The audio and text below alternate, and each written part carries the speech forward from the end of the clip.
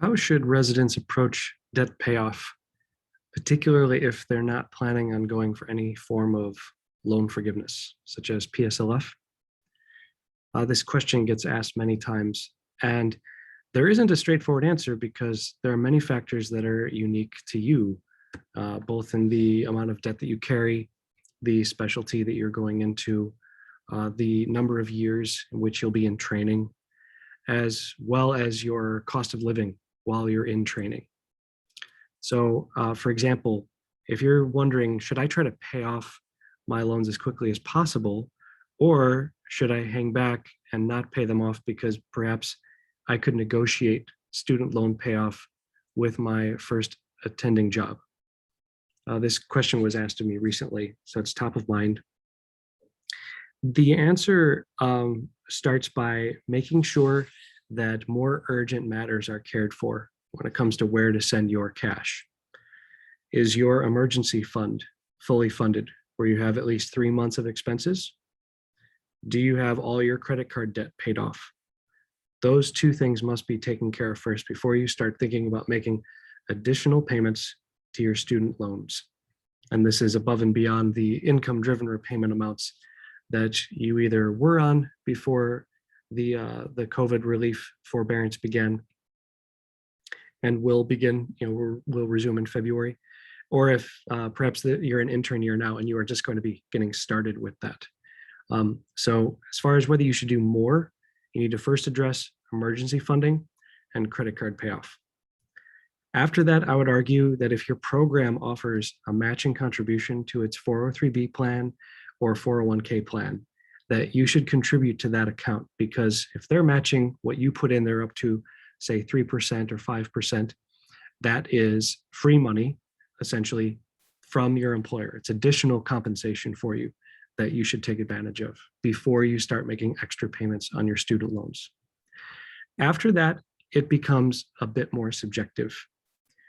There's merit in paying off debt as quickly as possible. You're essentially reducing interest expense on your loans if you pay it off sooner.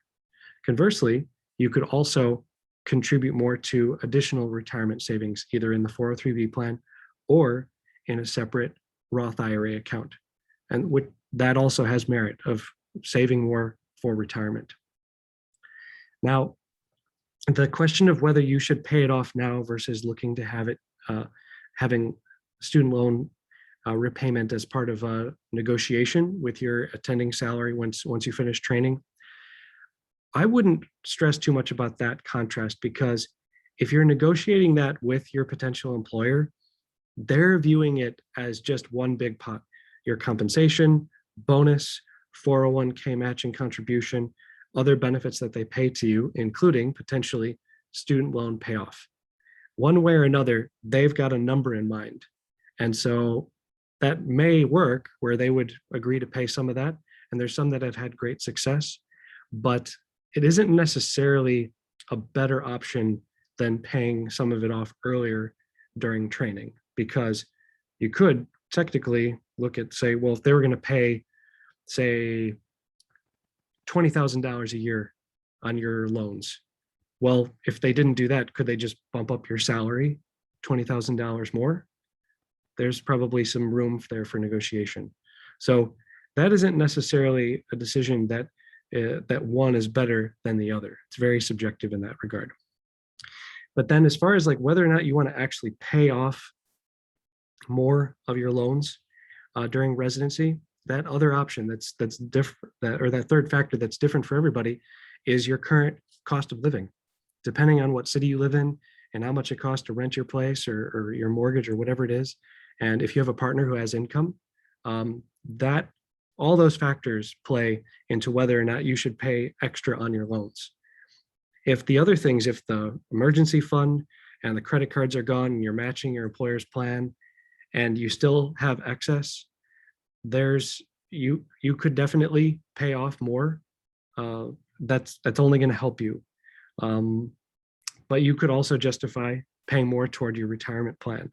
So now that discussion in and of itself deserves its own conversation, because if your student loans, say they're charging you 6% annually. Could you earn more than that investing? It's possible, but it's, and over a long period of time, it it's happened in the past and could continue to happen into the future. But paying off or contributing more toward retirement and not paying off debt takes a certain disposition. So if you have that mentality, by all means, you can consider that option. But then the other thing that people ask is, well, if I know I'm going to be paying it off, so you're not going for PSLF and you are sure that you're going to have to pay it all off one way or another, should I refinance? And I get a lot of these questions from those going into emergency medicine because it seems very, very likely that they're not going to get any sort of loan forgiveness because of the nature of how employment works in that specialty. You should consider potentially refinancing because your federal loans could be charging you anywhere from 5, 6, 7, 8%. Whereas if you refinance to a private lender, you could be paying 3, 4%, maybe 5%. That depends on your credit score and your income and total debt and such. But somewhere in there, you'd probably have some cost savings from interest expense. But when you refinance, you normally get moved to a fixed term, like 5 years, 10 years, 15 years. And if you have hundreds of thousands of dollars in debt, your resident salary is not going to be sufficient to sustain that loan. You could be paying on a standard loan, you could be paying $5,000 a month, which is that's more than what a resident makes per month. So what is the option? There are some lenders that have gotten smart and they have residency specific programs where they will allow you to refinance with them and you can be at that lower range of interest and it accrues, but you're only required to pay $100 a month while you're in training.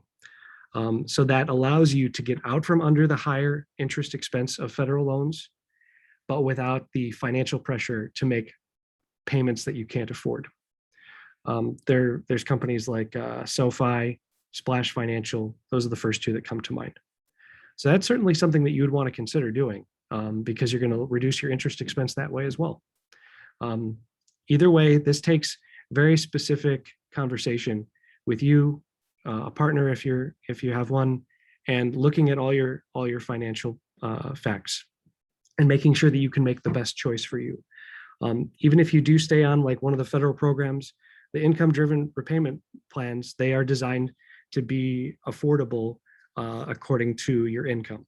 But of course, you're at that higher interest. So if you are certain that you're going to have to pay it off, then some of these loan refinance options may be good for you. Feel free to continue to ask questions. You can always send me direct messages with your specific questions, and I'll help you as much as I can. Debt payoff is highly nuanced, but with a little bit of thought and conversation, you'll be able to come to a good decision for yourself.